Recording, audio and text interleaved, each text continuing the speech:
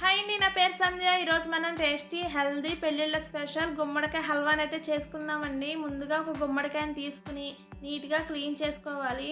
వాటిని ఈ విధంగా కట్ చేసుకోవాలండి. గుమ్మడికాయలో ఉన్న గింజలను తీసేసి మనం తురుముకోవడానికి వీలుగా ఉండేటట్టుగా ముక్కలను కట్ చేసుకోవాలి. మనం క్యారెట్ తురుముకునే దాన్ని తీసుకుని చూపిస్తున్న విధంగా మొత్తం గుమ్మడికాయలని ముక్కల్ని తురుముకోవాలండి. ఇది చూస్తున్నారు కదా, గ్రీన్ కలర్ పార్ట్ మాత్రం వాడకూడదు. గుమ్మడికాయ హల్వా టేస్ట్ మాత్రం మారిపోతుందండి గ్రీన్ పార్ట్ వాడితే. ఈ విధంగా వైట్ పార్ట్ని తురుముకొని ఒక ప్లేట్లోకి తీసుకోవాలి. ఈ విధంగా రెడీ అయిన గుమ్మడికాయ తురుముని స్ట్రెయిన్ చేసుకోవాలండి. వాటర్ మొత్తం తీసేయాలి.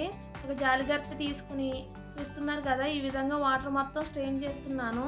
లేదా క్లాత్లో వేసుకునైనా వాటర్ మొత్తం తీసేసి ఈ విధంగా రెడీ చేసుకోవచ్చు. ఈ విధంగా రెడీ అయిన గుమ్మడికాయ తురుముని పక్కన పెట్టుకోవాలి. గ్యాస్ వెలిగించి బాండీ పెట్టి 2 స్పూన్స్ నెయ్యిని వేసుకోవాలి. తర్వాత ముందుగా కట్ చేసి పెట్టుకున్న బాదం పప్పు ముక్కలను వేసుకుని ఫ్రై చేసుకోవాలి. గోల్డెన్ బ్రౌన్ కలర్ వచ్చే వరకు ఫ్రై చేసుకుని ఒక ప్లేట్లోకి తీసుకోవాలి. తర్వాత జీడిపప్పులను కూడా వేసుకుని ఫ్రై చేసుకోవాలి. బాగా ఫ్రై అయిన తర్వాత ఒక బౌల్లోకి తీసుకోవాలి.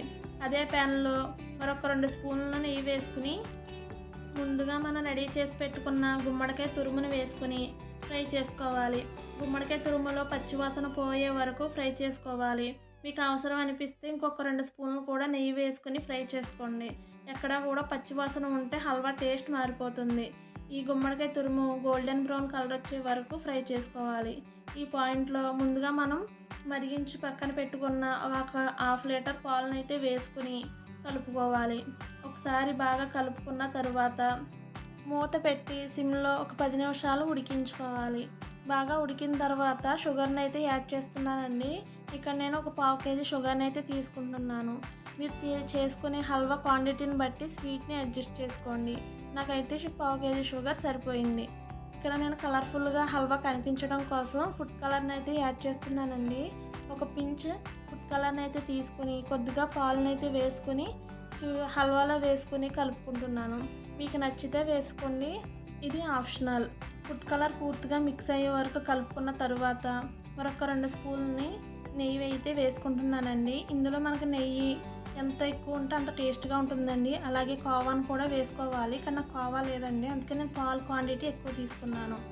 తర్వాత మిక్సీ పట్టుకున్న మనకి ఇలాచీ పౌడర్ని వేసుకుని మరొకసారి కలుపుకోవాలి. అలాగే ముందుగా మనం ఫ్రై చేసి పెట్టుకున్న డ్రై ఫ్రూట్స్ని కూడా వేసుకొని కలుపుకోవాలి.